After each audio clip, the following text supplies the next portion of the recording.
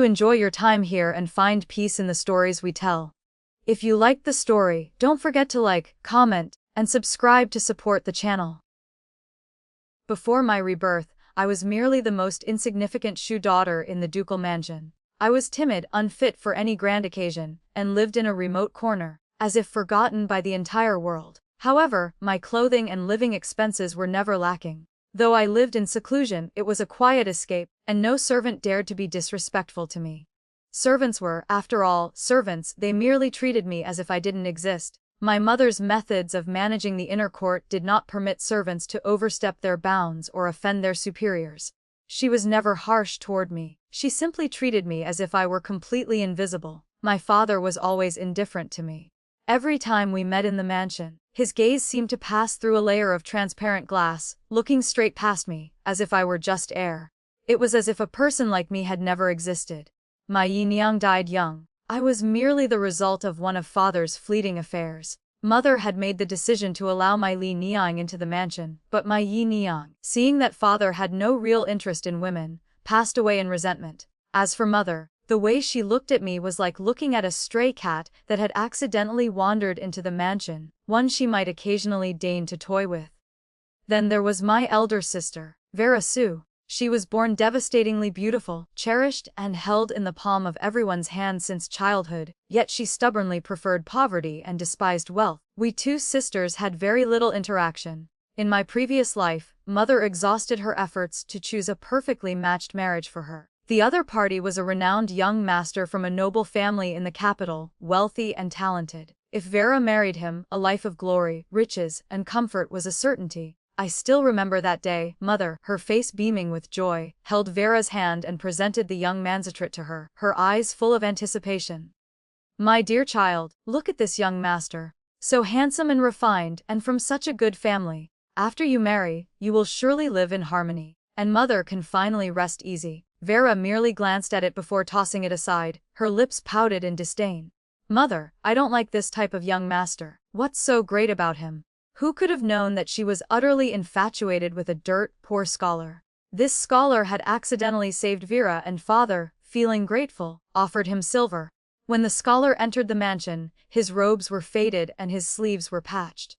Standing amidst the silk-robed crowd of the ducal mansion, he looked completely out of place. Only his face was passably handsome. Father offered him silver, but he refused. I couldn't understand it. A poor scholar.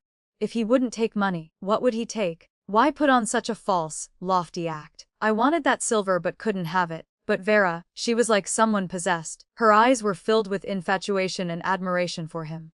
Mother and father, of course, were vehemently opposed. Father was so angry his mustache bristled. He stood with hands on his hips, shouting, "How can the daughter of the ducal mansion marry a penniless scholar? If word got out, wouldn't we become the laughingstock of the world?" Mother was frantic, pacing in circles, pulling Vera's hand and begging, "Vera, my dear, you must think clearly. He has nothing. What will you gain by marrying him?" Helpless, they rushed to find another family, one not equal to the ducal mansion, but sufficiently well off to marry Vera off to. The night before the wedding, the moon was dark. The lanterns in the mansion swayed in the wind, making a woo-woo sound. Vera came to me, weeping. Her makeup was ruined, tears smudging her face. She grabbed my hand tightly, her nails nearly digging into my flesh. Her voice choked. "Xianxia, you marry in my place. I truly love that scholar. I cannot marry anyone else." I endured the pain, a small spark of hope flickering in my own heart. A chance to change my destiny. But before she could enact her plan, father discovered it. In the end, Vera still had to go through with the marriage. After the wedding, Vera locked herself in her room every day, staring blankly out the window, muttering that scholar's name. She grew thin, her once rosy cheeks turning white as paper. Mother had originally wanted to find a good match for me, but somehow Vera heard a rumor that I was being forced into a marriage. She started her drama again. She rushed back to the mansion, threw herself in front of mother, and wailed, "Mother, Anya doesn't want to marry. Don't force her. Let her marry that scholar. Only then can my heart be at ease." Then, she grabbed a pair of scissors and held them to her own throat, her eyes bloodshot, screaming, "If you don't let Anya marry him, I will die here today." And just like that, I was the unlucky one who married that scholar. The days after the wedding were truly dark, without a sliver of light. We lived in a dilapidated thatched hut with a leaky roof and a damp earth floor. We were so poor the house echoed. Our 3 meals consisted of coarse rice and thin soup, and sometimes there wasn't even enough of that. The scholar only knew how to read his books all day. He had no idea how to earn money. I spent every day running around trying to make ends meet, washing, cooking, chopping firewood, hauling water. My hands became covered in calluses, and I was always covered in grime. Every time I thought back, I was filled with hatred for Vera. My potentially good life was destroyed by her. I could have married into a decent family, but she used her own death as a threat. I, who was never valued, naturally became the sacrifice, married off to the scholar. It was worse than living in the ducal mansion. Although father and mother were indifferent, I never had to worry about food. Finally, on a cold winter night, I closed my eyes, dying of cold and hunger. When I opened my eyes again, I had unexpectedly returned to the very moment just after Vera had first met that poor scholar. I sat on the bed and clenched my fists tightly, my nails digging deep into my palms, leaving red crescent marks. A resolute strength rose within me. Very well. If Vera doesn't want to enjoy the wealth and privilege of the ducal mansion, if she doesn't want to be the high and mighty young lady of House Su, then I will take that position. Since she wants to marry that poor scholar so badly, fine, I will make sure she and he spend their entire lifetime together. From then on, as soon as the morning light appeared, I would wake up, wash, dress, and meticulously arrange my robes. With unwavering determination, regardless of wind or rain, I went to pay my respects to Mother. The long corridor was paved with green stones, polished smooth by the years, reflecting light like a mirror. With every step, I could hear my own heart beating, a mix of nervousness and anticipation. Today, as usual, I stepped into Mother's courtyard. A gentle breeze rustled the flowers, making a soft sound. Mother was sitting in the main seat, holding a thread-bound book. Seeing me bow, the book in her hand paused slightly. A flicker of surprise flashed in her eyes, like a ripple on a calm lake, vanishing in an instant. She quickly regained her usual dignified composure, but did not stop me. I pay my respects, Mother. I curtsy deeply. My clear, respectful voice echoed in the quiet courtyard. Rise. Today is not a designated day for paying respects. What brings you here? Mother put down her book, her gaze heavy, as if she could see right through me. It landed squarely upon me, as cold as a winter wind, making me shiver. Mother, it is just that I have come to understand some things. I lowered my head, my voice soft but firm, my hands unconsciously tightening the fabric of my dress, my knuckles turning white from the force. Oh, Mother raised an eyebrow, her eyes showing suspicion. She took a sip of tea, the steam curling around her, but her gaze remained locked on me. I gently raised my head, my cheeks slightly flushed, like the glow of sunset, showing a maiden's coyness. Mother, I wish to learn from you. I am already 15 years old. Hearing this, Mother's stern gaze gradually softened, replaced by a faint hint of approval. She set her teacup down and nodded slightly. Very well. If you wish to learn, then come every day. Thank you, Mother. I curtsied once more. The movement was light and proper, my skirt fluttering like a blooming flower. Mother frowned slightly, as if considering something, then turned to Matron Su, who was standing beside her. Matron Su, tomorrow, invite an etiquette tutor to the mansion. Matron Su glanced at me, her eyes filled with scrutiny. She then bowed respectfully. Yes, madam, thank you. Mother. I allowed a faint smile to touch my lips, a smile like the spring sunshine, warm and bright. I knew I had finally taken the first crucial step. I understood clearly that in this ducal mansion, if I wanted father and mother not to discard me, I had to possess sufficient value and capital. Mother might not care much whether I found a good match, but if I could secure a good marriage, it would be a form of assistance to her in the future. After all, Mother came from a prestigious family. She naturally wouldn't let the future of a Shu daughter go to waste. My first step had been taken. The following days were like a tightly wound clock, proceeding in perfect order. In the mornings, when the mist still lingered, I would go to the main courtyard to pay my respects. Then, I would stand quietly to the side, attentively listening as Mother handled the mansion's affairs, learning how to manage the household. The room was spacious and bright, the furniture arranged neatly, and the scrolls on the wall exuded a faint scent of ink. I focused all my attention, watching Mother converse with the stewards. Every glance, every word, was like a precious book. In the afternoon, when the sunlight dappled through the leaves, I would study etiquette with the tutor. She was poised and stern, every movement precise. She held my hands, teaching me how to walk, how to bow, how to speak, patiently correcting every small mistake. Though my body was tired and sweat soaked my clothes, I understood that all of this was nothing. It didn't compare to my previous life. In the freezing winter, my hands would be submerged in ice, cold water, until they were numb, washing clothes. Compared to the dark days of my past life, my current life was like heaven. My schedule was now packed, leaving me almost no free time to pay attention to Vera's affairs. But there was one thing I never understood. The daughter of a noble family, always surrounded and protected, how could she so easily have a secret affair with an outsider? It should have been impossible for a commoner to get near her. Yet, that poor scholar had managed to have an affair with Vera, and no one discovered it until she was too deep to escape. In her eyes, there was no trace of her parents' strict upbringing, no sign of the pride of a great family's young lady. Her entire being seemed bewitched by love, oblivious to the world. I couldn't help but wonder, was it because Vera was too used to a comfortable life? Were gold, silver, fine food, and beautiful clothes not good enough?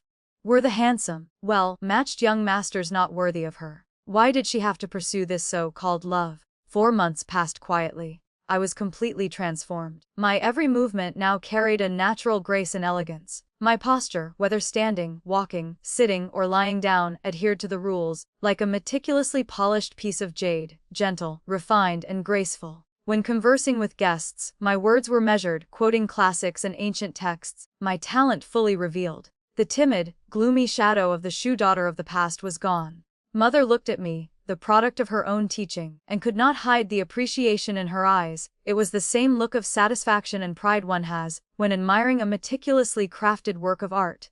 When father saw me, he also repeatedly praised mother. His words were full of admiration for how well she had educated me. I knew clearly that what father valued was my potential. In his eyes, if I could become a useful chess piece for a marriage alliance in the future, it would only be beneficial, never detrimental. I gladly accepted this. After all, wasn't my hard work today precisely to escape the tragedy of my previous life? Now, Vera was solely focused on that poor scholar, gradually neglecting father and mother. This suited me perfectly.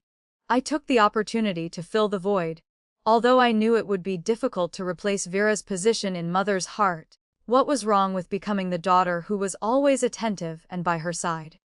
When she was tired from managing the household, I would gently ask after her, massaging her shoulders and back. I told her amusing anecdotes that made her laugh, smoothing the deep furrows in her brow. I would also softly comfort her whenever she was distressed over Vera's affairs.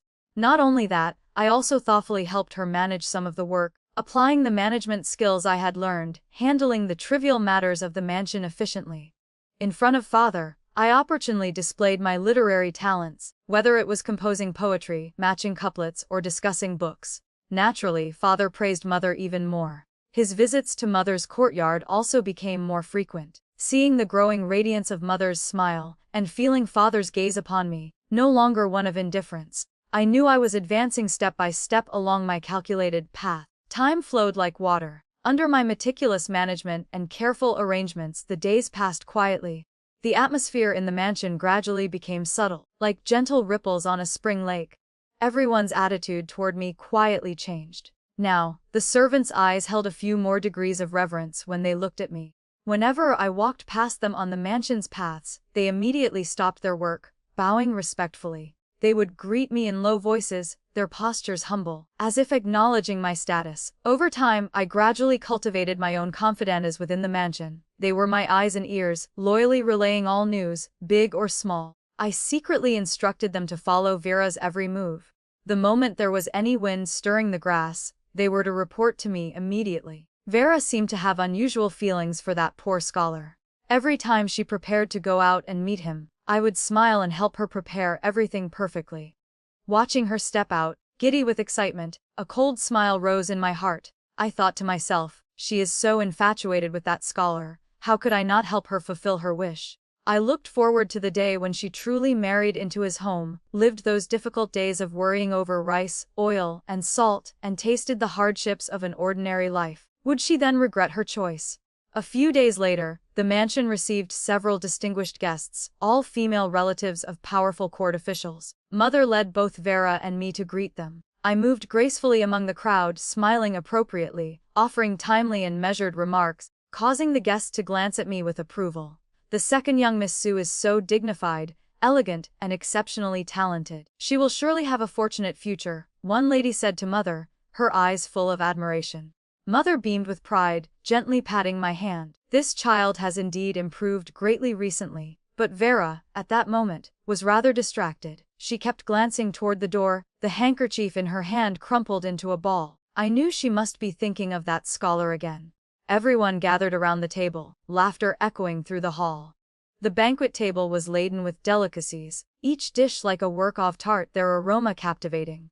During the feast, a dashing young master stood up. He wore a light blue robe with exquisite cloud patterns on the sleeves, his posture straight, exuding a scholarly aura. He cupped his hands, smiled, and proposed composing poetry to liven things up. Everyone enthusiastically agreed. Poems were recited, wine flowed, and the atmosphere was joyous. Suddenly, I caught a glimpse of Vera setting down her wine cup, quietly standing up and walking toward the door. I moved slightly, set down my chopsticks, and silently followed her. The moonlight was like water on the garden path, casting a silver sheen on the scenery.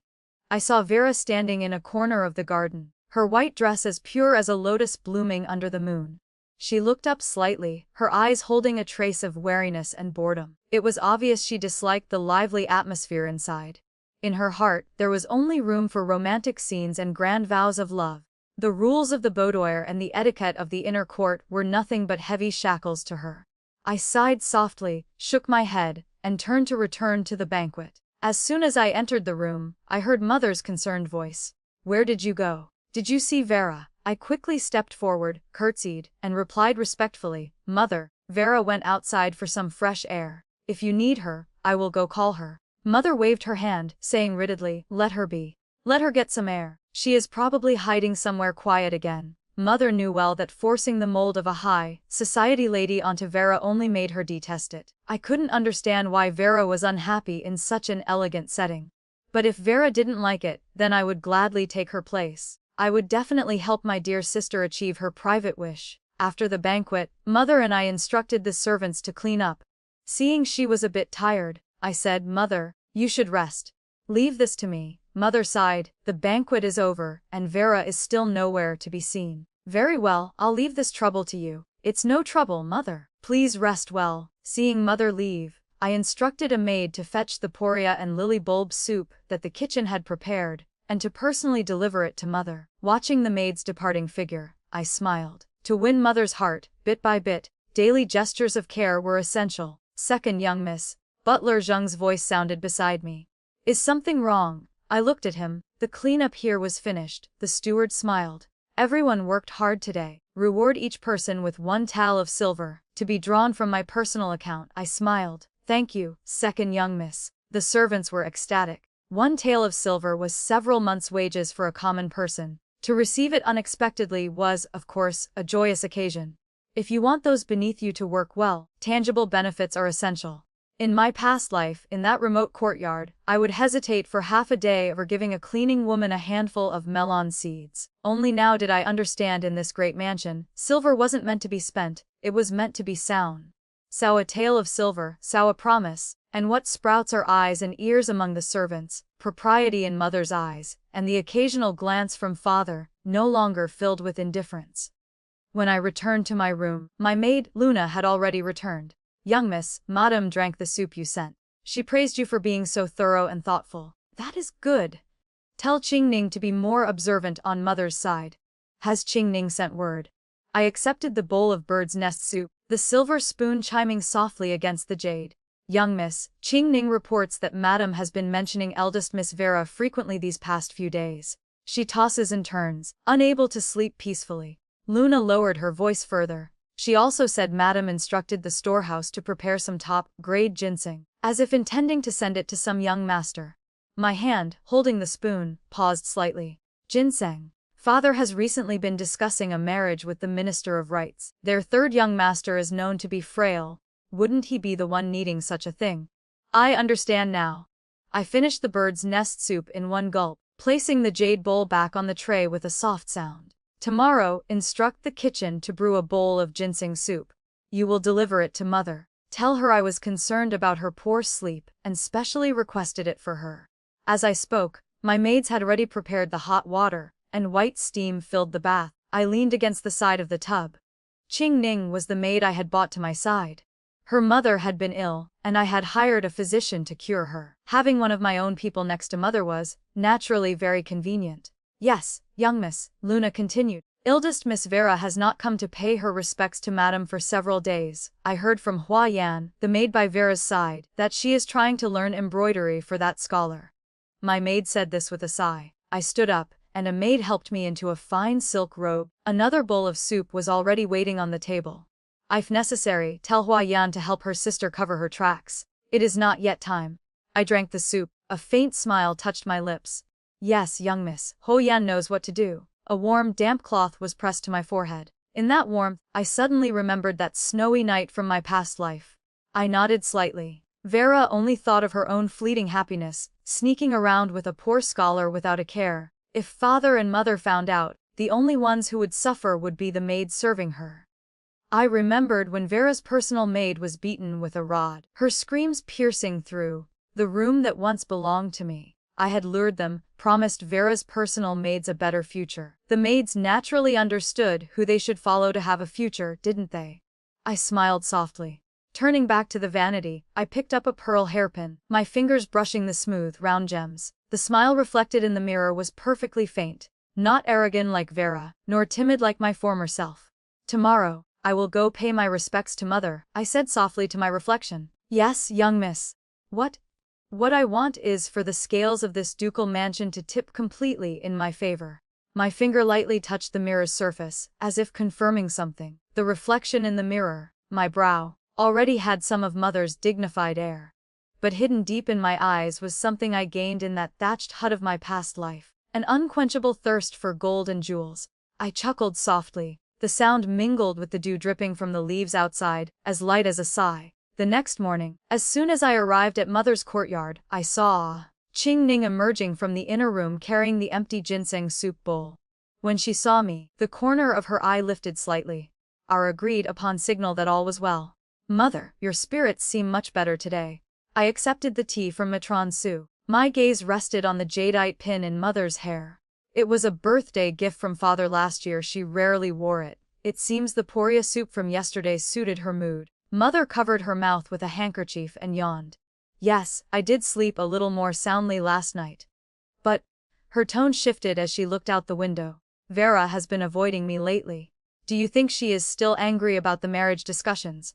I lowered my eyes, gently stirring the tea foam, my voice soft. I am afraid Vera has not yet thought things through. Yesterday, I heard Luna mention that the third young master of the Ministry of Rites is studying at the Jingxin Academy, outside the city. They say not only is he very learned, but he also has a very gentle temperament. I saw mother's hand pause midway as she lifted her cup. Oh, how do you know of these things? A few days ago, while tidying the study, I chanced upon a copy of the Analects that he had annotated. The calligraphy matched the man, elegant and refined. As I raised my eyes, my gaze met mother's. I heard his health is not good. If mother still has that ginseng in the stores, perhaps. I hadn't even finished my sentence when Matron Su immediately smiled and interjected. Madam, the second young miss has a wonderful idea. It both shows the concern of our ducal mansion and allows the third young master to understand the eldest miss's kind intentions. It truly benefits both sides. Mother traced the rim of her teacup for a moment before finally nodding. Very well, we will do as Anya says. Matron Su, go retrieve the 2 best stalks of wild ginseng. My heart settled. 2 days later, I was beside mother reviewing the accounts when Hua Yan burst in, her hair in disarray. Madam. Second young miss. It's terrible. The eldest miss. She found out you intend to marry her off to someone else. She has locked herself in her room and is refusing to eat or drink. Mother slammed her hand on the table with a loud crack. The tea in the cup spilled. Absurd. When we arrived at Vera's courtyard, I signaled for Hua Yan to knock on the door, while I stood behind mother and spoke up at just the right moment. Could it be that Vera is still angry? Mother was just saying. She was planning to give the ginseng to me. I would rather starve to death than marry that third young master. I turned to mother and knelt. Mother, please calm your anger. Vera is surely just being irrational right now. Why not let her calm down in her room and I will try to persuade her on your behalf later. Mother's chest heaved with anger. She finally flung her sleeve. You? Watch your sister. After everyone had withdrawn, I turned to look at Vera. She was slumped in a chair, her eyes brimming with tears, looking like nothing more than a rain-drenched cat. You don't want to marry the third young master from the Ministry of Rites. Then who do you want to marry? Anya. You know. The one I want to marry isn't one of those young masters. Vera, father and mother will never agree. How can the daughter of the ducal mansion marry a destitute scholar? But, if you truly want to marry him, it is not entirely impossible. I picked up the bronze mirror from the table and held it in front of her. It's just that crying like this will only make father detest you more. If he is truly sincere, then he should be the one thinking about how to become worthy of the daughter of the ducal mansion. Vera looked up, her eyes watery. How can he be worthy? He doesn't even have a proper house. That is why he must take the imperial examinations. I reached out and smoothed her tangled hair, my voice light as the wind. You secretly give him some silver so he can study in peace. Wait until he passes the exams and becomes an official. What reason will father have to object then? Vera's eyes immediately lit up, as if she had just grasped a lifeline. Really? Of course it's true. Sit up. Vera used my supporting arm to straighten herself. But, father and mother will continue to look for matches for you. Whether you can hold out until then depends on whether you are truly steadfast. Of course I am. Father and mother can't just force me to marry anyone. Vera regained her usual arrogance. I helped her sit down and poured her a cup of hot tea. The white steam momentarily obscured the desperate look in her eyes. Since you are determined, you must be patient. I will try to manage father and mother for you. When suitors come, don't immediately turn hostile. You just need to stall for time. Vera gripped the teacup, her knuckles white. I understand. As long as I can wait for him to pass the exams, this small grievance is nothing. I will definitely make father regret this. I looked at her completely convinced expression and I could only laugh coldly inside. In my past life, I lived with him for over 10 years. The so-called 1,000-fold good that Vera saw in him was nothing but a facade. Besides his appearance, the man was utterly weak, unable to withstand a single blow, and possessed no real talent. His mouth only knew how to recite those archaic, pretentious phrases. Oh, my dear sister, it is time for you to taste those days. I never asked for wealth, I only wanted a peaceful life, yet you destroyed it. Now, I will grant your wish. In the days that followed, I stayed close to mother, handling the mansion's affairs. The account books were organized by me clearly. I even found a way to sell the old, outdated silks in the warehouse, converting them into silver to supplement the household's income, earning high praise from the chief accountant. As for Vera, she behaved exactly as I expected. Every day, she would only put on a show of paying respects to mother. When suitors came to call, she would either feign illness or treat them with cold indifference. Gradually, mother's gaze toward her grew, increasingly impatient. Anya. Mother sighed one evening after dinner, rubbing her temples. With Vera's temperament, what will become of her future? Yesterday, Minister Lai's son came to visit, and she actually hid in the back garden, refusing to even show her face. I stood behind her, massaging her shoulders, my voice soft. Perhaps Vera just hasn't thought it through yet. Mother, don't worry. When she figures it out, things will better. When the mid-autumn festival arrived, Mother gave us a special holiday, telling Vera and me to go out and enjoy ourselves. Butler Jung had the carriage ready. I dressed early and waited by the gate for Vera. After a long wait, she finally appeared, magnificently dressed. As soon as she saw me, she said, Anya, I won't be going with you. I have something urgent to do. I will be back on time, so don't say anything unnecessary to mother. After speaking, she took Huayan's hand and boarded her carriage. I just smiled softly, knowing full well she was going to meet that poor scholar again. Young miss, let's go. Tell Huayan that tomorrow, it will be time for mother to know about her sister's affairs. Yes, young miss. The carriage wheels rumbled over the green flagstones. I lifted a corner of the curtain and watched Vera's carriage turn into an alley and disappear into the crowd. The smile on my lips slowly faded. Arriving at the Xianxia pavilion, I let the curtain fall. I recalled that tacky, tarnished silver hairpin. Huayan had secretly told me yesterday that the scholar had asked Vera to pawn it for money. He claimed that as a man, he couldn't possibly accept silver from the woman he loved. He even promised that he passed the examinations, he would redeem it and personally pin it in the eldest Mrs. hair. Of course Vera didn't pawn it. Instead, she gave him 50 taels of silver. That worthless pin wasn't even worth 2 taels. The proprietor of the Xianxia Pavilion, a distant relative of Mother's, hurried over to greet me. "Second young miss, what can I get for you today? We have just received fresh osmanthus cakes." "That sounds lovely. Prepare a private room for me, one with a good view. I wish to eat and enjoy the scenery." "Yes, young miss." It grew late, and I thought it time to return. I nodded slightly. As I reached the mansion gate, I saw Butler Jung waiting there, looking rather anxious. "Second young miss. Madam was asking why you were so late, and the eldest miss is still not back. Perhaps she was having too much fun and lost track of time." I reassured him in a gentle voice. "I will go and explain to Mother." Upon entering the inner courtyard, I found Mother sitting under the eaves, holding a mooncake, though she had only taken a few bites. Seeing me, she sighed. "Your sister's temperament is growing more and more wild. She was probably captivated by some street performance." I sat down beside her and began to peel a pomegranate. "Mother, try this. It just arrived from the south. It's very sweet." As I was speaking, Vera returned. "Where have you been? You clearly said you would return with your sister, yet you only come back now." Vera, who had been happy after seeing the scholar, immediately lost her smile upon hearing Mother's sharp tone. "Mother, you worry too much. I just stayed out a little longer." She then turned and walked away, leaving Mother choking on her anger. "Mother, don't be angry. Vera is just a bit playful. The important thing is she has returned." I offered her a cup of tea, and Mother finally calmed down. "She is becoming more and more improper. Always disappearing, refusing to show her face even when invited." Mother sighed. "Vera has always liked to play. Mother, don't restrict her too much, or she will only become more unhappy." I calmly added charcoal to the brazier, appearing to defend her, but in reality, my words only deepened Mother's disappointment. She is already this old, yet she doesn't help with household affairs and refuses to learn management. Who will want to marry her to be their main wife? The more Mother spoke, the angrier she became. "Mother, don't be upset. Let me go talk to Vera. I'm sure she will listen to me." "That's fine. It's easier for you two sisters to talk. Please, persuade her for me." Mother smiled and patted my hand. "Matron Sue, go retrieve that jewelry set I put aside and give it to Anya. She is young." "Thank you, Mother. You may go. Mother will rest now." "Yes." My maid held the jewelry box. As we walked down the corridor, we happened upon Vera's maid Hua Yan, rushing in from the courtyard. Seeing me, she quickly bowed her head in greeting.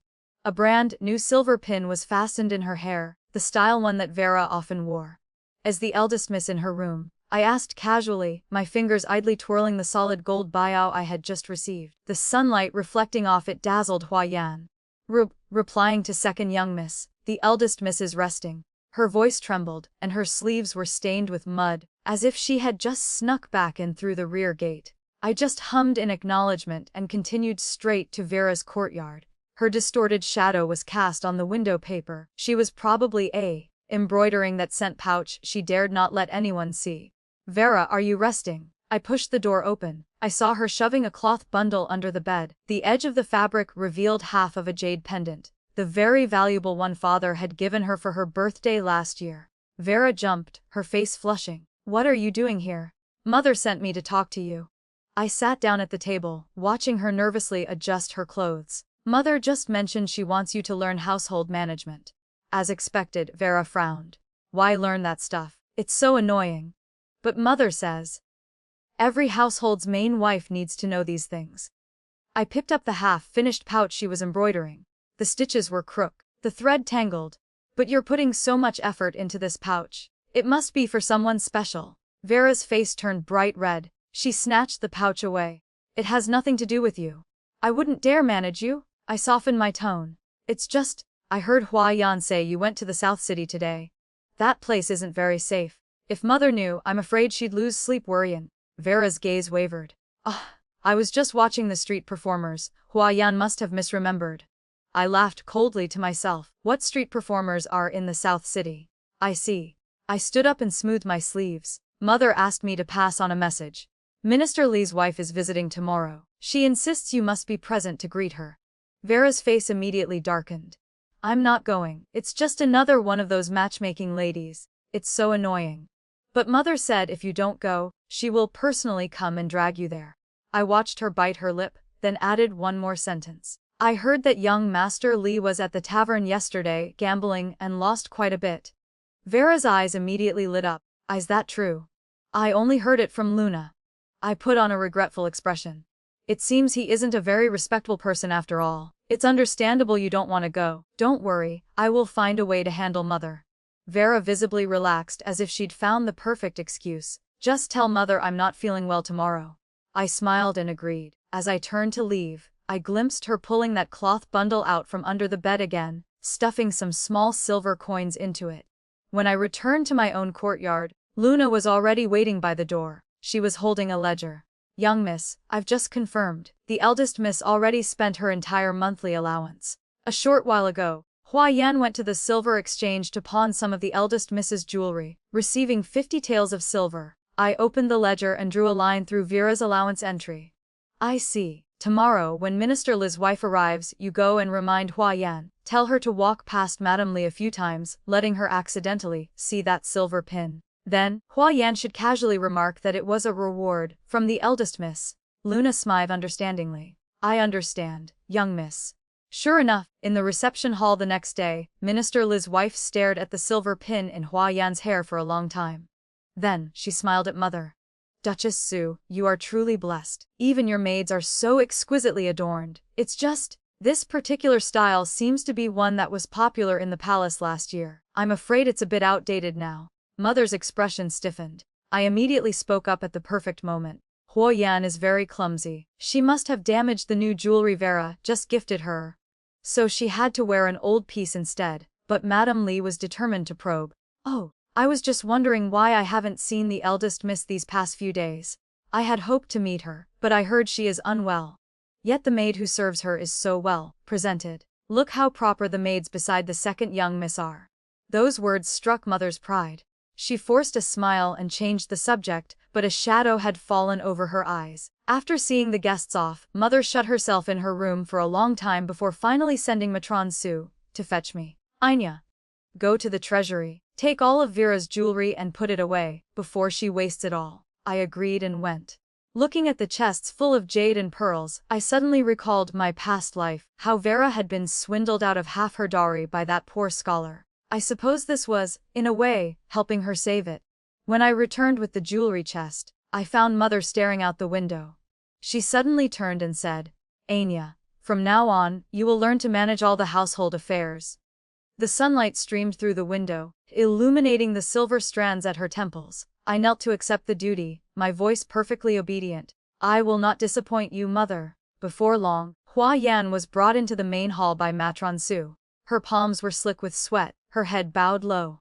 Mother sat on the sandalwood chair, the prayer beads in her hands spinning rapidly, her knuckles white from her tight grip. On the table sat an open jewelry box, now empty save for a few torn silk threads. It had held Vera's favorite set of gold and pearl jewelry. Speak. Mother's voice was as low as the thunder before a storm. Who has the eldest miss been meeting these days? Hua Yan's knees went weak. She collapsed to the floor, her voice trembling. No one. Smack. Mother slapped her. Still won't tell the truth. Someone come and beat her until she's sober. I'll speak. It was the scholar who saved the eldest miss. What? Mother slammed the table, sending tea splashing from the cup. That worthless, poor scholar. Is he worth her pawning my jewelry for? On the night of the Mid-Autumn Festival, did she go to meet him too?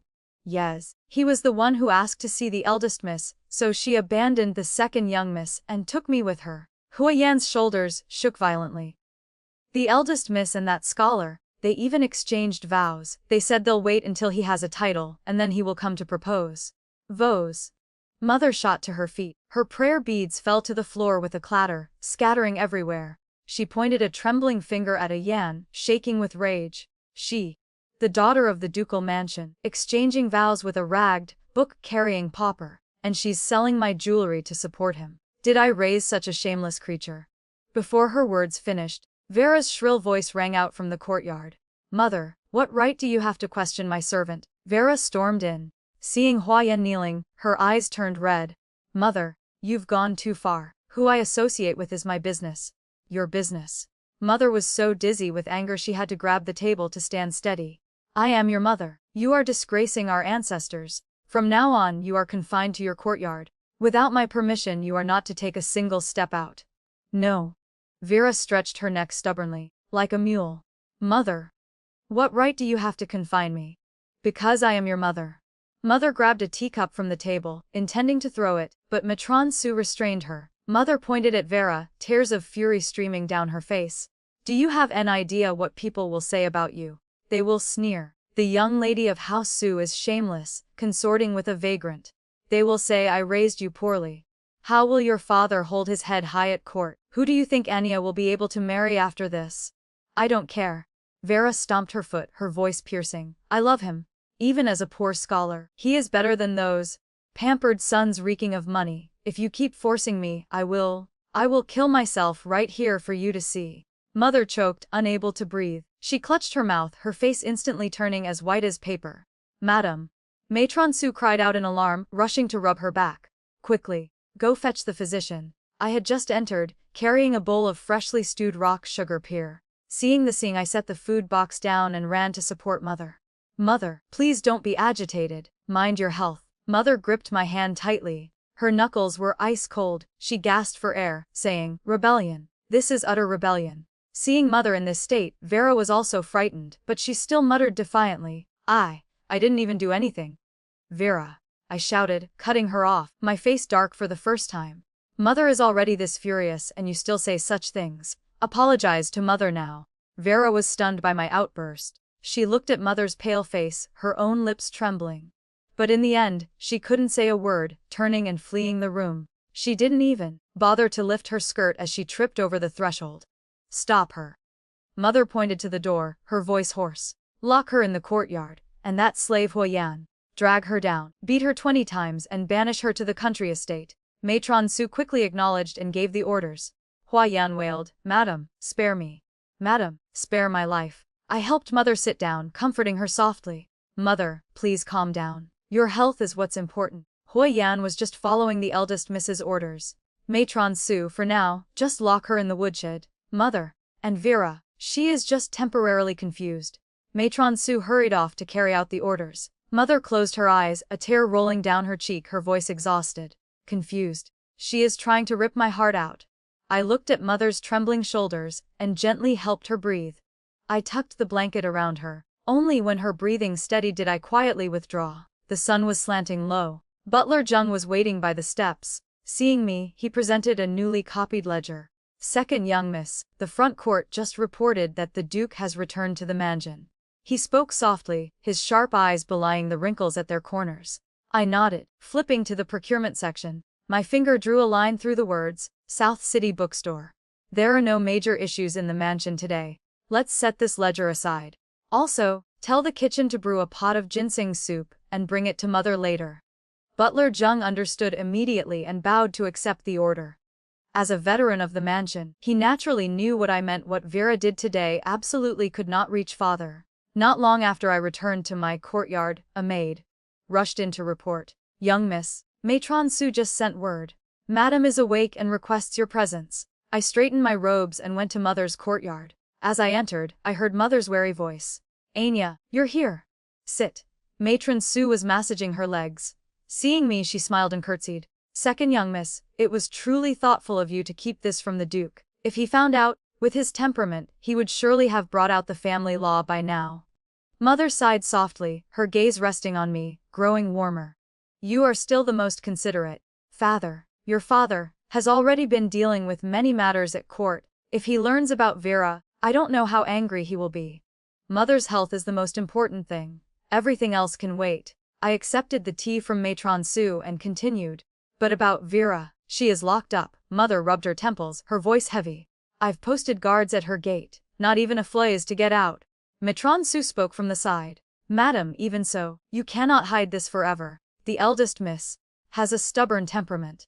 If we keep her confined like this, I fear she will only cause more trouble. Mother's face darkened. Do you think I don't know that? But she can't forget that poor scholar. She won't listen to reason. Am I supposed to just watch her jump into a pit of fire? Madam. Matron Su lowered her voice. My humble opinion, perhaps we should just find a respectable family and marry the eldest miss off. Once she is married, she will have to sever those thoughts. Over time, she will forget. Mother was silent for a long time, her fingers picking at the bedding. That is easier said than done.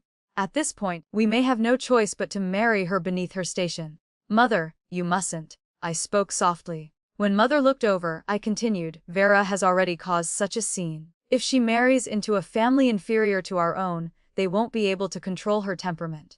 If she causes trouble again, it will be even harder to clean up the mess. Mother's gaze turned bleak. Anya, then what do you suggest we do? Vera is being irrational, but she isn't witless. I lowered my gaze, hiding the calculation in my eyes. Right now the news hasn't spread. Her reputation is still intact. In my opinion, we should choose a family of equal or comparable status to our own, one that can manage her. Preferably, she should marry a younger son from a main wife. This way, Vera won't have to be the primary household mistress, and her days will be easier. Matron Sue nodded eagerly. The second young miss is right. It doesn't wrong the eldest miss, and the ducal mansion saves face. It truly is the best of both worlds. Mother was silent for a long time. It's just, your sister. Mother, don't worry. Leave Vera to me. I will find a way to make her walk onto that bridal sedan. Mother finally patted my hand. Very well. We will do as you say. But the most suitable match right now is likely the Jungguo Duke's mansion. Their second son is both handsome and talented. I just don't know if House Jungguo will be willing to ally with us. Mother, where there is a will, there is a way. I smiled softly. The matter is already half done. The rest just requires father and mother to step forward. I stood up. It is dark, Mother. You should eat. I've asked the kitchen to prepare the black chicken soup you like. Mother looked at me, her wariness fading, replaced by reliance. Having you here truly puts my mind at ease. I helped her stand. Outside, the moon had risen, casting a gentle, gauze-like light over the courtyard. In the reception hall of the Jungguo Duke's mansion, incense smoke curled. The Duchess Jungguo held her teacup, her gaze resting on my mother, her smile gentle. Thinking back, the last time I saw Duchess Su was at the palace banquet last year. Duchess Jungguo set down her cup, her tone friendly. I invited you today because I heard your esteemed mansion has intentions of a marriage alliance. I wanted to ask about the temperaments of your two young ladies. My second son is quiet by nature. I fear he may not be a good match. My mother smiled in return. Speaking of my daughters, the eldest, Vera, is rather lively and enjoys excitement. The second, Anya, is more serene and handles matters with stability. A flash of understanding crossed Duchess Jungguo's eyes. She tapped the tea saucer lightly. Lively is good. My son is too quiet. They would complement each other. It's just... Her tone shifted slightly. If we are talking about managing a household, the second young miss seems exceptionally suited. Duchess Su, you are truly blessed. Both your daughters are so bright. You flatter me. My mother relaxed, her smile deepening. Duchess Jungguo was indeed straightforward. If you have no objections, Duchess Su, I will host a banquet another day and send an invitation. Then I shall await your good news. The two women smiled at each other as the scent of tea filled the air. My mother was sitting on the rosewood chair, fingering her beeswax prayer beads. When she saw me enter, she looked up. Anya, how did your talk with your sister go? Mother asked. I accepted the tea from Luna and took a sip, a soft smile in my eyes. For Mother to ask like that, it seems House Jungguo has already agreed. Mother turned her prayer beads, relief smoothing her brow. Indeed. Duchess Jungguo said the second young master will send his card in a few days. If you hadn't reminded me, given Vera's temperament, Vera would have truly been forced to marry beneath her station.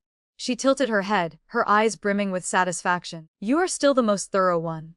Mother, you praise me too much. I set down my cup, my fingers smoothing my sleeve, my voice shy. If Vera makes a good match, it reflects well on me too. We are one family after all. When one rises, we all rise. When one falls, we all fall. I understand this. I only hope that House Su prospers, and that father and mother can worry less. As I finished speaking, father lifted the curtain and entered, still carrying the faint herbal scent of his court robes. He sat in the main seat and laughed heartily. I heard what Anya just said. If you were a man, you would surely have a great career at court. I quickly rose to curtsy, my eyes lowered. Father, you praise me too much. Younger brother is at the Imperial Academy, and his tutors often praise his intelligence. He is the true hope of our mansion. Father was visibly pleased by this. He accepted a cup of tea from Matron Su. Your younger brother is indeed improving, thanks in no small part to your care. In his last letter, he mentioned that his ink, brushes, and paper are all top quality, all prepared by you. I smiled faintly. Younger brother is at a crucial time in his studies. he shouldn't be lacking in his necessities. Besides, he is so reserved. If he suffers any grievance at the academy, he won't speak up. It is only right that I pay a little more attention. This was all true. Since my rebirth, I had sent nourishing soups to the Imperial Academy every few days. I also prepared all his writing supplies and even the reciprocal gifts for his classmates. Although my brother is young, he understands who truly cares for him. Now, whenever he returns home, he sticks to my side, listening to me talk about the mansion's affairs. He is closer to me than he ever was to Vera. Vera, of course, never bothered with her younger brother. Whenever he returned, she would just ask a single question from behind a screen before finding an excuse to leave. Father took a sip of tea and suddenly changed the subject to Vera. Speaking of Vera, is she hiding in her courtyard again today? The smile on Mother's face faded slightly and her hands slowed on her prayer beads. About that. Seeing the situation, I immediately spoke, my voice soft. Father, Vera just hasn't thought things through. She says she just wants to stay by Mother's side for now and isn't ready for marriage. This was half truth, lie, but it gave Vera a way out. Insolence. Father slammed his teacup down, the porcelain cracking against the table. What girl refuses to marry? We are talking about the Jungwo Duke's mansion. Others beg for such an alliance. How dare she be picky? Is she determined to destroy the reputation of House Su? Father, please calm down. I stepped forward, my voice soft but firm. Vera is just being stubborn. I will go and persuade her right now. I will make her see reason. Father's chest heaved for a moment before he calmed down, finally sighing. Very well, I'll leave Vera's matter to you. He looked at me, his gaze serious. Do not disappoint me. I will remember your words, Father. I knelt in response. My hand at my side quietly clenched my handkerchief. The slanted sunlight from the window illuminated the silver strands at Father's temples. I knew that in this game centered on Vera's marriage, I had just won another move, and the door to glory, that Vera was trying to close, was being held open by her. I walked out of the room. Father's laughter drifted on the wind, boasting about younger brother's praises from the Imperial Academy. Luna placed a cloak over my shoulders. Young miss, you spoke very skillfully. You praised the Duke and the young master while also easing the Duchess's burden. My fingers toyed with the cloak's tassels as I gazed toward Vera's courtyard. It was silent. Go prepare some snacks. I am going to visit my sister. When I pushed open the door to Vera's courtyard, I found her just as I expected, lounging on her bed, hair in disarray, the floor littered with broken porcelain. A young maid was fearfully cleaning it up. Seeing me, the maid jumped up. Second, young miss. Vera shot up, glaring at me. What are you doing here? Vera. I signaled the maid to leave and poured a cup of tea. Father was just saying, the second young master of House Jungwo is not only learned, but his riding and archery are said to be among the best in the capital. He was even rewarded by the emperor at the last hunt. She turned her head away. You know it doesn't matter how wonderful he is, it has nothing to do with me. I won't marry him. I placed a peeled orange segment in her hand, my voice dropping to a whisper. Vera, you know what House Jungwo represents. It is a high threshold. Even Father doesn't dare to offend them. They have already sent an invitation to Mother. And Father, he still doesn't know about you and the scholar. If he finds out, he absolutely will not be lenient. He might even tie you up and force you onto the bridal sedan. Tears welled in Vera's eyes. She grabbed my hand. Then what do? I smiled faintly. That is why I need you to cooperate. At this upcoming banquet, you must not cause trouble, and don't let Father find out. Otherwise, her hand froze, her eyes full of hesitation. But what if Father really forces me to marry him? It's just one banquet. Nothing is decided yet. If you make a scene and everyone finds out, then things will truly be ruined. I leaned in closer, my voice even softer. If we can get through this, we sisters will figure out a way to make Father agree to let you marry that scholar. I patted her hand. She looked at me, her stubbornness fading, replaced by the confusion of a young girl. Will Father really agree? Vera, if we plan it, there is always a way. As I closed the door, the smile on my face vanished. Luna was waiting in the corridor. Is it done? She asked. It's done. I couldn't hear any emotion in my own voice. Luna's eyes lit up. The eldest miss agreed to go to the banquet. She agreed. I smiled, my lips curling slightly. She is even counting on me to help persuade Father to let her elope with that poor scholar. The wind rustled the fallen leaves on the steps. I looked back at Vera's closed door. The light was still on. She was probably standing in front of her mirror right now, agonizing over what to wear. wanting to look reluctant, yet terrified of truly offending House Jungguo, and cutting off her own escape route. Young miss, then at the banquet? Luna whispered, making a subtle tripping motion. I shook my head, a faint smile on my lips. Not necessary. Luna paused. But, if the eldest misbehaves too well, what if House Jungguo actually likes her? If they like her, all the better. I turned slowly, my skirt sweeping the flagstones. The more poised and obedient she appears now, the colder father's and mother's hearts will be when she finally runs away. Luna immediately understood, her eyes brightening. Young miss, you are truly brilliant. When the time comes, everyone will say that eldest Miss Vera scorned a noble match, stubbornly followed a poor scholar, and brought misery upon herself. It's more than just that. I paused, looking up at the nearly full moon. Luna still didn't grasp the full picture, but I offered no further explanation. Some moves don't need to be announced. At the banquet, candles flickered. I sat beside Mother, my posture perfect, my mind calm, occasionally placing food on Mother's plate. Every movement was graceful. I remained dignified and serene. From the corner of my eye, I saw Vera, dressed in a vibrant pink gown, chatting happily with the other young ladies. She maintained a perfect, measured smile, at times demurely looking down, at times tilting her head to listen. She certainly looked the part of a great family's daughter. Duchess Jungguo observed all of this, then turned to my mother and smiled. Duchess Su, you are truly blessed. Your two daughters each have their own charm, one serene and gentle, the other bright and captivating. It is truly difficult to say which is better. Mother smiled in return, her gaze shifting between me and Vera, carrying a hint of deliberation. Duke Jungguo also stroked his beard and nodded. Both young misses are fine girls. However, marriage is no small matter. Please allow us a few more days to consider. When the banquet ended, the butler of House Jungguo personally escorted us to the gate. Upon returning to our mansion, Mother sat in the main hall's grand chair, her fingers rolling her prayer beads. Seeing Vera execute a proper bow, she finally spoke. You have been in your courtyard reflecting for many days. I trust you have come to understand your error. Vera kept her head down, her voice subdued. Daughter knows her mistake.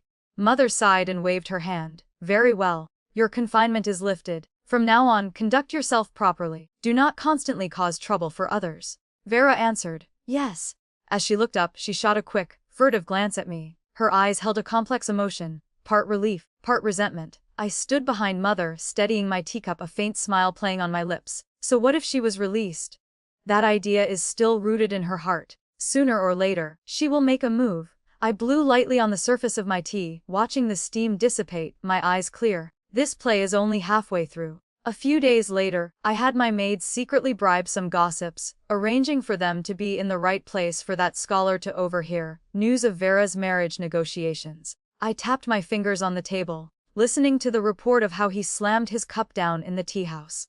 A cold smile slowly spread across my lips. That scholar heard the next table discussing Havu. That eldest Miss Su would be engaged to the second young master of House Jungguo the very next day. The teacup slipped from his hand. His face flushed red as he frantically asked questions, but getting no clear answers, he stormed off, looking like he was ready to demand an explanation. I hummed softly, twisting the jade bracelet on my wrist. Well done. Just as expected, that scholar is impatient. He wrote a letter and asked the gate guards to deliver it to Vera. I signaled the guard to withdraw. My fingers brushed the note, it had already been opened once. On it was his hurried, desperate handwriting, asking Vera why she was suddenly getting engaged and if she was being forced. Deliver this to the eldest miss. Just say a scholar at the front gate asked for it to be passed on. I instructed my trusted maid. It wasn't long before she returned. The eldest miss's eyes turned red the moment she received the letter. She immediately changed into simple clothes, used the excuse of going to the rear garden to pray for blessings. I slipped out the corner gate. I stood under the corridor, gazing at the cool moonlight. A faint smile touched my lips. The drama is just starting to get interesting. Not long after, my dear sister returned. Vera thought she was being so discreet, but she had no idea that without me facilitating it, she could never have slipped out. And how else would that scholar's letter have reached her hands? I just wonder how far their planning has gone, though I suspect it involves nothing less than eloping. Young miss, Luna reported, the eldest miss has been ordering her maids to pawn her jewelry, but the maids are too afraid. She is very desperate. I raised an eyebrow. What does she need more silver for now? As we were speaking, one of Vera's maids approached. Young miss, Miss requests your presence. What is it? The eldest miss is gathering silver. I smiled softly and stood. Let's go. We shall see what my dear sister is plotting now. I adjusted my sleeves and stepped onto the stone path toward Vera's courtyard. Luna followed closely. My pace was steady, a faint smile playing on my lips. As I neared the courtyard gate, I heard Vera raging inside, followed by the crash of a teacup. You can't even handle this simple task. What is the use of keeping you? When I pushed the door open, she was standing with her back to the door, her posture rigid with frustration. Seeing me, she spun around, her eyes red. Anya, you're finally here. Right now, only you can help me. On the table lay a few pieces of gold-plated jewelry, the style dated, the edges worn smooth. They clearly weren't worth much silver. She snatched a bio pin and shoved it into my hand. Find a way to pawn these for me, as quickly as possible. Why do you need so much silver? I idly twirled the pin, deliberately asking the question I already knew the answer to. Her gaze flickered away. Biting her lip, she said, I just have a use for it. It's for that scholar, isn't it? I lifted my head and stared directly into her eyes, watching her face instantly drain of color. Are you planning to elope with him? Vera flinched, as if I had struck a nerve. She turned away in a panic. Never mind that. Just tell me, will you help me or not? I set the bio down and calmly took a seat. Helping you is not impossible, it's just… I deliberately dragged out the words, watching her wait anxiously for my answer. If you truly elope, does that mean you are abandoning father and mother? Are you really willing to give up everything in the ducal mansion to endure hardship with him? She was stunned. But he loves me. I let out a soft laugh. Oh, Vera. Truly, one can live on love alone, is that it? Vera rushed on. Besides, I am only leaving temporarily, he promised. Once he achieves his official rank, I will naturally return. By then, father and mother will surely forgive me. They will even be proud to have a top scholar as a son-in-law. Vera had a beautiful dream, but whether she could ever return, or whether that scholar could ever pass, was not for her to decide. I smiled faintly. Then how much silver do you plan to bring? And when do you leave? Let me help you plan it all out. She seemed surprised I would ask. She hesitated, then grit her teeth. In 3 days, at the Mao hour, we will meet at the Red Wharf outside the city. He said as long as we have enough travel funds, we will go to Jiangnan. We will wait there until he passes the examination, and then he will bring me back to the capital. I laughed coldly in my heart, but my expression was one of worry. The road to Jiangnan is long. That little bit of silver won't be enough. If you trust me, I will secretly go to the treasury and take some of my own private silver. I'll gather enough and give it to you. Vera's eyes lit up. She gripped my hands tightly. Really? Anya, you truly are still on my side. We are sisters. Naturally, I want you to be happy. I gently the back of her hand, though my own fingertips were ice cold. But this matter must absolutely not get out. Just wait for my signal. She agreed joyfully, completely unaware that she had just handed me her entire plan. As I turned to leave, Luna leaned in and whispered, "Should I inform Butler Zhang?" "There's no need." I looked up at the clouds drifting across the sky, my voice as light as the wind. "Prepare a boat. Ensure they have a very smooth journey." On the way back to my courtyard, the lanterns hanging in the corridors swayed in the wind, their light flickering on the green tiles, bright and dark, just like Vera's current state of mind. She thinks she has grasped a life-saving log to escape, little knowing that I already embedded hidden nails all over it. Go to the treasury. Take a few silver ingots from my own dowry chest, and prepare some dry provisions. I suddenly stopped, my fingers brushing the peeling lacquer on a pillar. That's right. Tell the boatmen to bring some extra entertainment along. Just say it's to keep the eldest miss from being bored on the journey. Luna finally understood. Young miss, are you saying? I placed a finger on her lips, my smile turning icy. It is not good to know too much. 3 days later, at the Mao hour, the sky was still inky black. I stood at the window of the upper pavilion, watching Vera, dressed in coarse cloth and carrying a heavy satchel, sneak out the side gate with that scholar. They looked like 2 frightened rabbits. Luna spoke softly from behind me. The boat is waiting at the wharf. Following your orders, I gave the boatman double the silver and told him to escort the Buddha all the way to the west. See the job through to the very end. I did not turn around, merely watched their 2 figures disappear into the early morning mist, my fingertips tapping lightly on the window frame. Oh, my dear sister. That road to Jiangnan you yearned for. I will, of course, ensure your journey is smooth sailing. It's just, the storms you'll encounter on that road, and the glory and honor that you will never see. You cannot blame anyone else for that. The morning mist began to thin, and the first white light of dawn appeared on the horizon. I turned and walked downstairs. Who would ever believe that I, the quiet and gentle second young Miss Anya, could orchestrate such a flawless elopement? Early that morning, the bronze mirror reflected Mother's half-pinned hair. I was helping her secure a magnificent gold and jadeite bio pin. The cold metal touched my fingertips. Outside, the sparrows had barely chirped twice before they were scattered by the sound of frantic footsteps. "Madam, it's terrible." Hatao, one of Vera's maids, stumbled into the courtyard, her skirt snagged with grass, her face pale white. Matron Su, who was combing Mother's hair with a silver comb, paused, her gaze sharp. "What is this shouting so early in the morning? Be careful, or Madam will have you punished." Hatao collapsed to the ground with a thud, her voice trembling. "Madam, I went to call the eldest miss for breakfast." Her door was open, the room was empty, the blankets on her bed hadn't been touched. The eldest miss is gone crack. The jade bracelet on Mother's wrist struck the edge of the vanity mirror and shattered in two. She bolted up from the chair, her hair tumbling down, her usual dignified composure replaced by pure horror. "What did you say? Say that again." My hand, still holding the hairpin, froze in mid-air. I watched Mother Hua-Tao's arm, her knuckles white. Was anything unusual when she retired last night? Did she say she was going anywhere? Hua-Tao, dizzy from the shaking, wept as she shook her head. "No, the eldest miss only said she was tired and dismissed me. She did say she wanted to eat the sugar cakes from the alley this morning." Matron Su's expression darkened. She quickly steadied Mother, who was swaying. "Madam, please do not panic. Perhaps the eldest miss merely woke early for a walk. I will immediately send people to search the gardens." But Mother shoved her hand away, her voice trembling. "Search, turn the entire mansion upside down. If she dared to take one step out that gate." Her words choked off, and her eyes immediately turned red. I silently finished pinning the hairpin in her hair. Through the mirror, I watched Mother's stunned expression. My fingers lightly brushed the broken jade fragments on the vanity.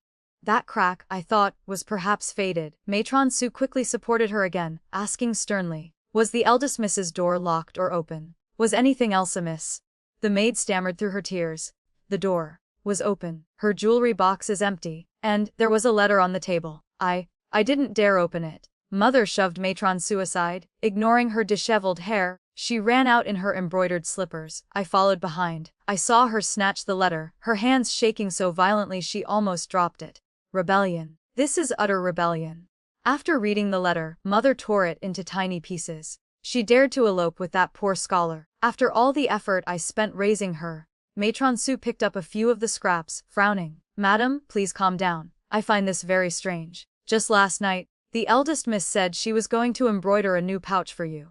Why today would she?" I lowered my gaze to the shredded paper, and my own voice emerged, gentle and laced with just the right amount of worry. "Mother, perhaps she was just confused. Or, should we send people to find her?" Mother spun around, her eyes bloodshot. "Find her? Find her where? Since she had the audacity to leave, she shouldn't dream of ever returning to this house." Despite her words, she snapped at Matron Su. "What are you standing there for? Send men to the Red Wharf. Send them to the main roads. Even if you have to dig 3 feet into the earth, you will drag her back for me." Matron Su hurried away, and the courtyard instantly dissolved into chaos. I stood under the corridor, watching Mother's devastated figure. My fingers brushed my hair. That silver pin I accidentally dropped outside Vera's courtyard wall last night. It has surely been discovered by now. "Mother, you must not damage your health over this." I stepped forward to support her, my voice obedient and gentle. "Vera has always been headstrong. Perhaps this is just a tantrum. In a few days, when she's thought it through, she will come back. For now, we should search discreetly.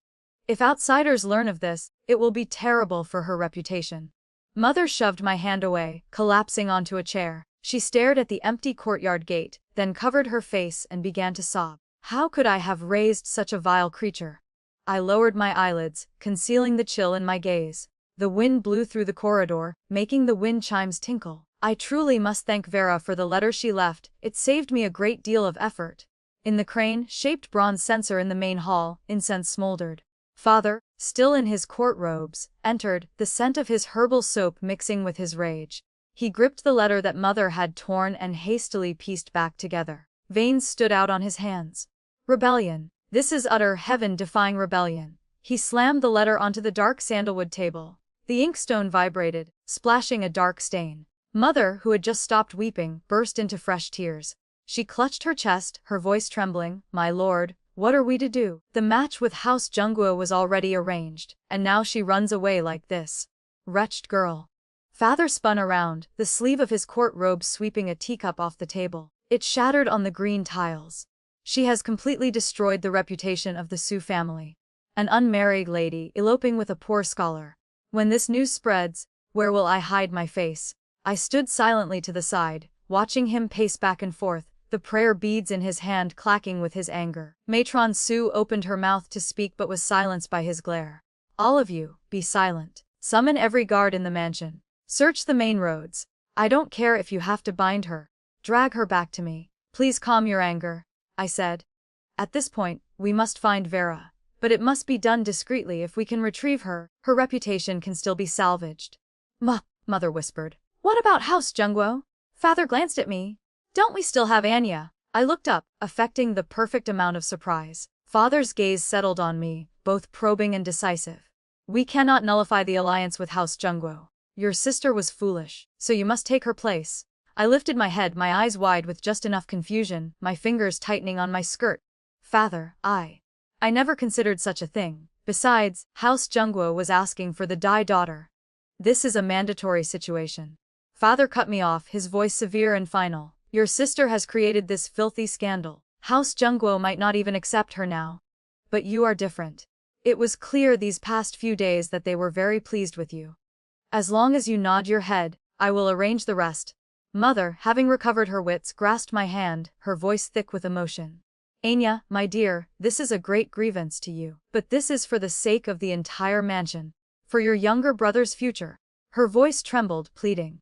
I lowered my gaze, my long eyelashes hiding my true feelings. My voice as light as a sigh. I understand. Father, Mother, you have worried so much for the Su family. It is my duty to share this burden. I fear I am unworthy and will dishonor House Jungguo. It is good that you understand." Father let out a breath, the anger on his face softening. "I will personally go and speak with them. If House Jungguo still wants this alliance, they will not refuse." Matron Su hurried forward to adjust my hair. "The second young miss is so intelligent and gentle. House Jungguo is fortunate." I looked up and gave an obedient smile, but my eyes held a fleeting, cold light. I watched Father turn to instruct the butler to prepare the formal calling cards, while Mother hurriedly told Matron Su to fetch my astrological birth charts. A faint, cold smile rose in my heart.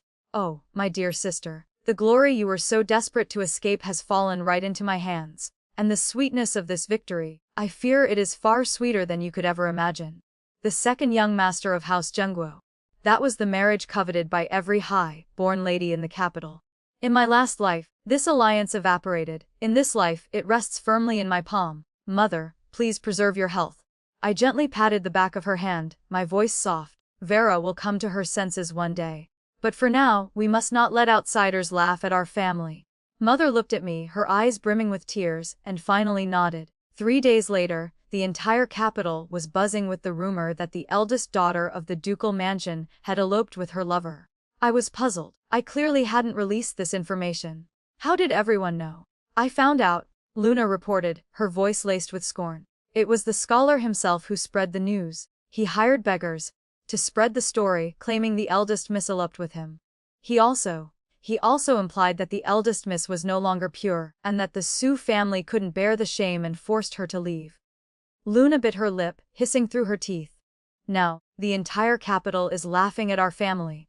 I looked out the window, my gaze turning icy. Did he think that by throwing mud on Vera, he could wash himself clean? Or did he believe that by causing this uproar, the Su family would be forced to hold their noses and accept him as a son-in-law?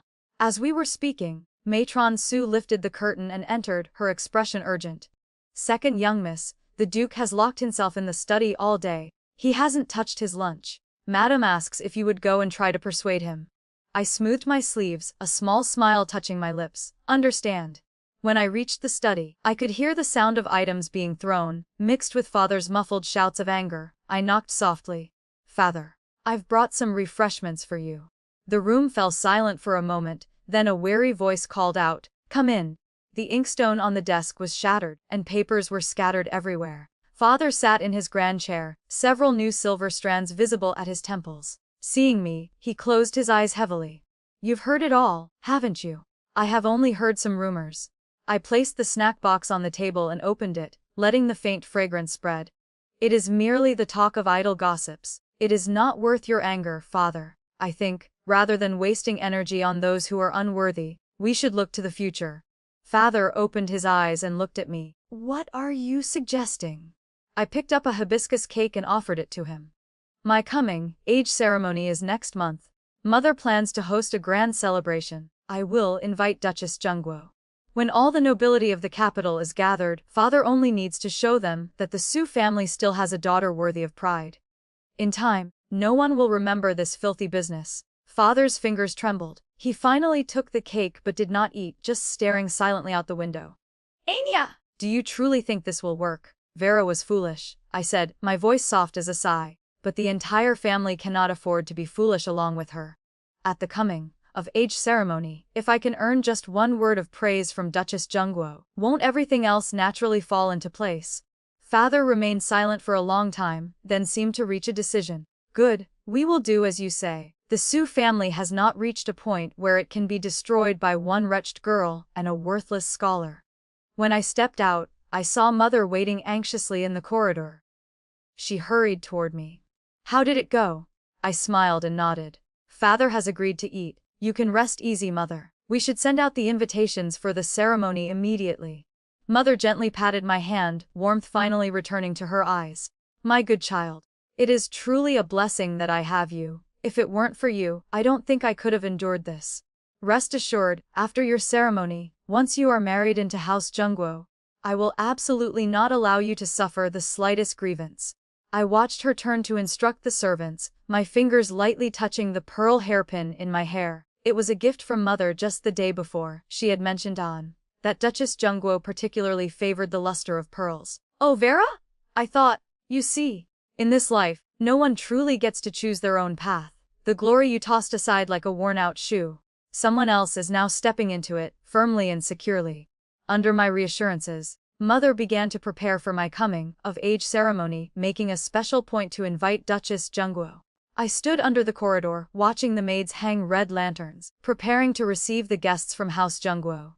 The wind brushed past my ear, my golden tassels swaying with a soft chime, exactly like the sound of laughter I remembered from Vera's room on that snowy night. The laughter I once envied, to the point of madness. Only this time, the laughter would be mine. On the day of my coming of age ceremony, the ducal mansion was ablaze with lanterns and flowers. Duchess Jungguo and the second young master arrived personally. Red silk runners stretched from the main gate to the great hall. Even the birds in the corridor cages were replaced with new, bright, singing orioles. I wore a turquoise silk gown embroidered with entwined lotuses, a pattern Mother had chosen herself. As Mother styled my hair, she carefully secured the pearl hairpin. It was the formal greeting gift Duchess Jungguo had just sent. The pearl was as round and smooth as captured moonlight. Our second young miss now possesses an air of grace that even surpassed the eldest miss. Matron Su chuckled, her smiling, wrinkled eyes reflected in the mirror. "Madam was just saying that her efforts in raising you were not in vain." I gazed at the luster of the pearl in the mirror, vaguely recalling a scene from my past life. "The second young master of House Jungguo has arrived." Luna entered, lifting the curtain, a smile in her eyes. "He is waiting in the great hall. I heard he brought a jade flute as a congratulatory gift." I smoothed my skirt and rose.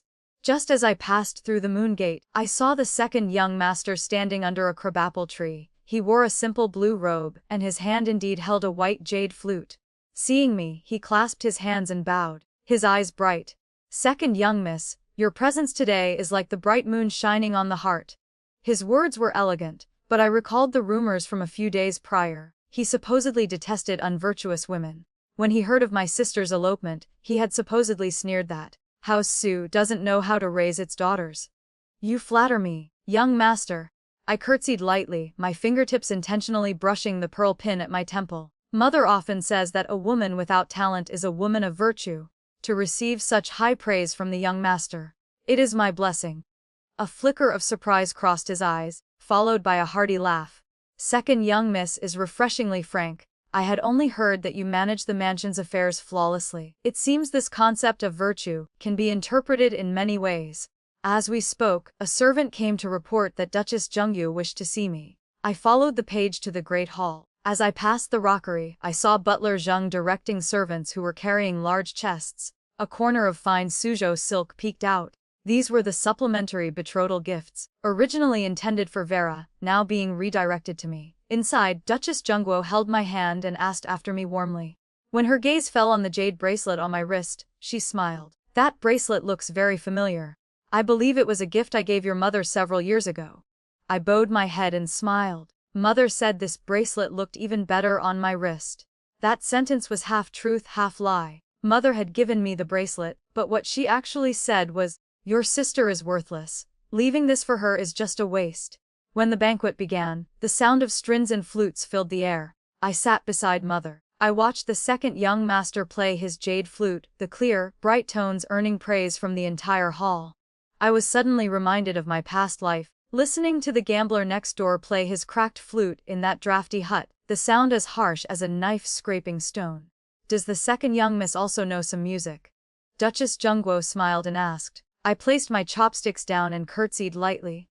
I know a little about the pipa, but I would not dare perform in front of everyone. Oh, I must hear it. Duchess Jungyu was clearly intrigued. As it happens, I brought a Zighton-wood pipa that was gifted from the palace. Please, play for us. When the pipa was placed before me, my fingertips brushed the strings. The cool sensation steadied my heart. As I tuned the instrument, I glanced over and saw Father speaking quietly with Duke Jungguo.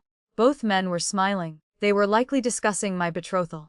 When the final note of "Moonlit Night on the Spring River" faded, the hall was completely silent for a beat, then erupted in applause. The second young master looked at me, his eyes filled with genuine admiration. Second young miss, to have such skill. I fear even a renowned master could not have taught this. I smiled and shook my head slightly. I merely practiced by myself when I had free time. This, too, was a half-truth. In my past life, confined to that back courtyard, I had no heart to learn the pipa. But in this life, knowing that the second young master loved the pipa, I had specifically sought out a teacher to master it. After the banquet, Mother pulled me by the hand back to her room. Mother, I began softly. Vera, Mother cut me off immediately, her eyes glistening. Do not mention that wretched creature again. From this day forward, you are my only daughter. I bowed my head, hiding the emotion in my eyes. The moon outside was bright again, illuminating the crabapple tree in the courtyard, just as it had on the night Vera fled. Only tonight, the moonlight felt incredibly warm, putting one's heart at ease. A few days later, the news spread through the capital. The second young miss of the ducal mansion was engaged to the second young master of House Jungguo. No one spoke of the eldest daughter who had brazenly eloped. In the bronze mirror, my reflection was draped in pearls, my eyes perfectly calm. The life I had desired within these deep courtyard walls was finally mine, just as I had wished. On the day of the wedding, red silk stretched from the carved gates all the way to the main hall. The wind tugged at the tassels of my bridal veil, brushing them against the golden tiles with a soft, rustling sound. I sat before the mirror, watching Matron Su use a fine silk thread to clear the stray hairs from my temples. The reflection showed a figure in a phoenix crown and crimson robes, her features soft and gentle, exactly like a bride from a story. Obedient. Proper. Young miss, Luna said, lifting a jewelry box, her voice filled with joy. Madame had these pearl earrings specially retrieved from the treasury. They match your wedding attire perfectly. I raised my hand, allowing her to fasten them. The cool pearl grazed my earlobe. The auspicious hour is almost here. Matron Su helped me to my feet. My heavy crimson skirt trailed on the ground. Outside, the drums and music for welcoming the groom began. Amidst all the celebration, I suddenly thought of Vera. Young miss, it is time to board the sedan. Luna's voice pulled me back to reality. I was carried on my younger brother's back toward the gate. As I passed Mother, she pressed an apple into my hands, her fingertips trembling. When you arrive, be cautious in all matters. You must learn to take care of yourself. I knelt deeply in respect. Out of the corner of my eye, I saw Father standing under the corridor. He had changed his court robes for formal wedding attire. The silver at his temples seemed more pronounced against the red lanterns. He looked at me, his gaze complicated, which finally settled into a deep sigh. Goo. The moment I crossed the mansion's threshold, a gust of wind lifted the corner of my red veil.